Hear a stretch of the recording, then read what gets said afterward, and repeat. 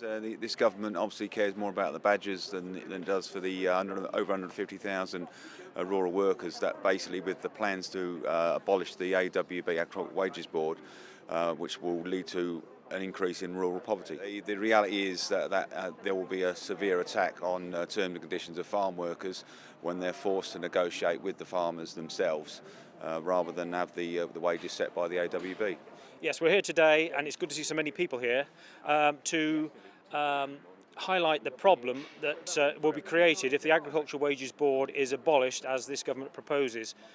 The reality is that if the board is abolished, farm workers will be faced with falling back onto national minimum wage conditions, which will lead to even more rural poverty.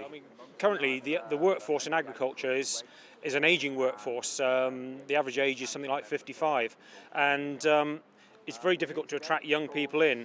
If the board goes, the career structure will go, and there will be no reason for young people to come into the industry. There will be no prospect of moving off of national minimum wage rates, and other industries will be far more attractive.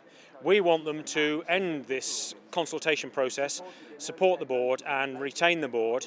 We're happy to negotiate changes to the board which will reflect modern working practices with things such as salaries, but we do not see that the way forward is to abolish the board and throw everyone back onto national minimum wage rates.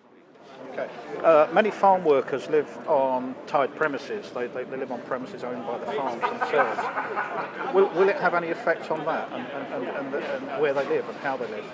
Undoubtedly so, and as I said, already the point of conflict will be that the farm worker will now have to negotiate directly with the farmer, and obviously that the risk of the property probably will be, the threat will be there. If you don't do as I say, basically I'll take the property off you. And what are you calling on Defra to do now? What's the next step?